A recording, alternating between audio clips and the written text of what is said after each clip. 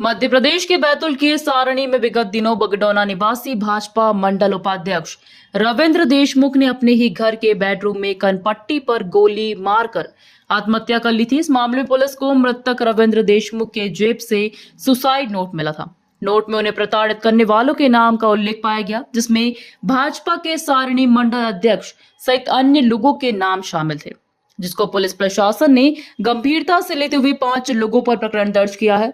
वहीं रविंद्र देशमुख की मौत के बाद उनकी पत्नी पहली बार मीडिया के सामने आई और उन्होंने साफ साफ शब्दों में रविंद्र देशमुख की गोली लगने से मौत के मामले में रविंद्र को प्रताड़ित करने वालों पर कार्रवाई की मांग करते हुए कहा कि उनके पति ने 2 माह पूर्व उनको बताया है कि किस तरह षड्यंत्र पूर्वक उनकी शिकायत दर्ज कराई गई और उनके पति रविंद्र को प्रताड़ित किया जा रहा था।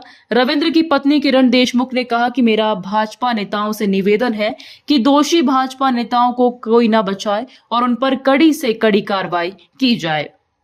बैतूल से शशांक सोनकपुरिया की रिपोर्ट। मैम, आपका नाम क्या है? मेरा नाम किरण रवि देशमुख है। मैम, उस दिन जो घटनाक्रम हुआ था उसके बारे में बताइए। आप उस समय आप कहाँ थी? मैं मंदिर गई हुई थी, मेरी जिठानी और मैं, हम दोनों मंदिर गए हुए थे।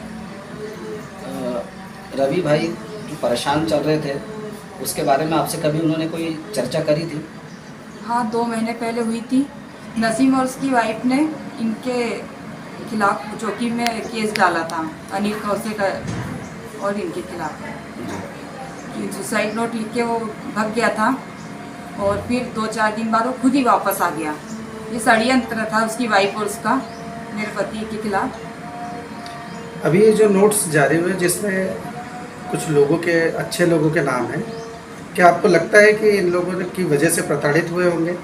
हाँ, मुझे लगता है कि इन सब षड्यंत्र का राजा रंजीत सिंह है और प्रकाश सिंह है, क्योंकि मेरे पति ने सुसाइड नोट में इनका नाम भी लिखा है और उस टाइम मेरे पति ने आवेदन भी दिया था नसीम के खिलाफ।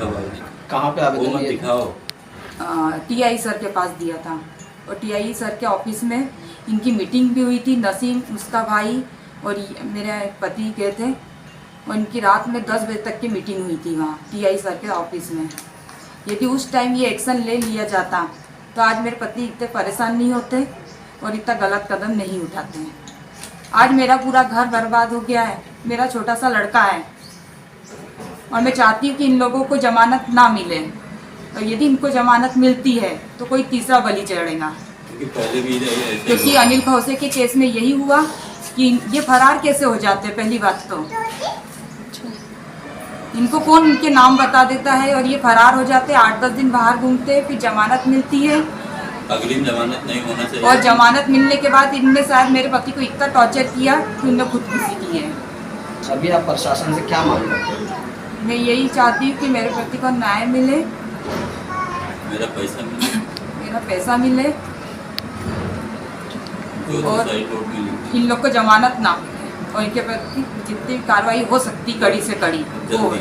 जल्दी। और कोई भाजपा का मेरा निवेदन है कि कोई भाजपा के नेताओं को कोई भाजपा का नेता ना बचाए। भाई साहब, क्या नाम है आपका? देवेंद्र देशमुख। आप रवि देशमुख के कौन हैं? मैं रवि का बड़ा भाई। बड़ा भाई जी। आप क्या मामला है बताएं आप। मामला तो अभी सब जग जाहिर हो गया है, पर मामला ये है कि उसने, कुछ लोगों ने उसको, भाजपा के कुछ नेता है यहाँ के, जिसने उसने सुसाइड नोट में उनका वर्णन किया है, उनके वजह से वो बहुत प्रताड़ित रहा है और उनको ब्लैकमेल करके जो भी किया वो तो उसने हमको बताया नहीं क्या ब्लैकमेल किया, क्या पैसे का लेन देन था, पैसे का विवरण किया है उसमें उसने कि इससे उससे पैसे मंगवाता था, इसके थ्रू बोल के उसके थ्रू बोल के, और वो बोलता है मेरा तो कोई लेन देन नहीं है, मेरे तो 2 साल से फ़ोन नहीं है। लेकिन तो फ़ोन क्या उसी से करेगा, वो किससे भी करवा सकता है, सातिर आदमी है वो, ऐसे काम में कोई खुद फ़ोन करता है हैं? तो उसने किससे फ़ोन करवाया होगा, उससे ब्लैकमेल करे इन लोगों ने जितने भी नाम दिए हैं। और अनिल के केस में जो हुआ था, इनको अग्रिम जमानत मिली, उसके बाद से आके मेरे भाई को बहुत प्रताड़ित किया, उसने लिखा है ऐसा सुसाइड नोट में। तो अग्रिम जमानत उसको अगर नहीं मिलती उन पुराने लोगों को तो ये आज मेरा भाई जीवित होता। और उसके बाद भी आज भी प्रशासन अभी तक उनको ये नहीं किया है, शासन ने प्रशासन ने उनको गिरफ्तार नहीं किया है अभी तक। इतने उनके मोबाइल चालू है, सारी चीज़ें फेसबुक पे डाल रहे, अपडेट कर रहे, सारी चीज़ें यहाँ जा रहे हो लोग माल पर, पुलिस उनको अभी तक अरेस्ट नहीं कर पाई है। अब पता नहीं जो भी राजनीतिक प्रेशर है कौन सा है वो तो पुलिस जाने, वो लोग जाने, पर हमारा एक ही निवेदन है कि जल्दी से जल्दी ये उनको गिरफ्तार करे और सज़ा दे।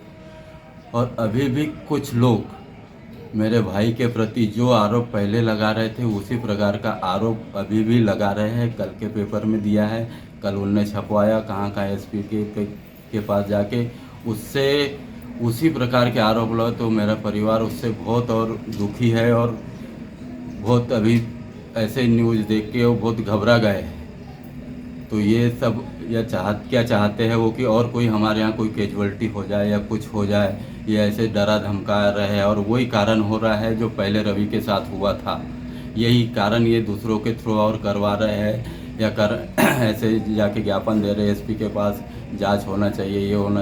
अरे करो जांच, वो आदमी तो चला गए, किसकी जांच करोगे? या करना है करो, क्यों परिवार को ऐसा ये सब करके डरा रहे हो आप लोग? सुसाइड नोट में जितने नाम आए थे क्या उनकी अभी तक गिरफ्तारी हुई है या नहीं हुई? नहीं हुई, अभी तक कोई गिरफ्तारी नहीं हुई। आप प्रशासन से क्या मांग करते हैं? प्रशासन से यही मांग है, जो उसने सुसाइड नोट में लिखा है, हम कुछ नहीं चाहते। सुसाइड नोट में उसने जो लिखा है, जितने लोग हैं उनके प्रति उनके ऊपर कार्रवाई होना चाहिए। और जो पैसा उसने लिखा है कि जो मैंने पैसा उनको दिया वो मेरे परिवार को वापस लौटाया जाए और उनको सजा हो। बस। कितने आरोपियों के विरुद्ध मामला दर्ज किया गया और क्या चीजें सामने आई? जैसा कि विदित है, 3 दिवस पूर्व सारणी में रविंद्र देशमुख नामक द्वारा किया गया।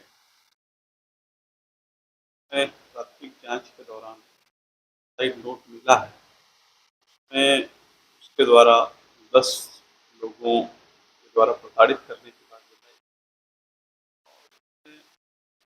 सुसाइड नोट के आधार लोगों की और कुछ सर पता चला किस वजह से ये था? जो मृतक ने अपने सुसाइड नोट में कारण बताए, पैसे के लेन देन को लेकर, व्यक्ति को लेकर प्रताड़ित करने के बारे में विस्तार पूर्वक बहुत सारी बातें की गई और उसको संज्ञान में लिया गया है और उस पर अभी विवेचना भी जारी है। अरेस्टिंग वगैरह?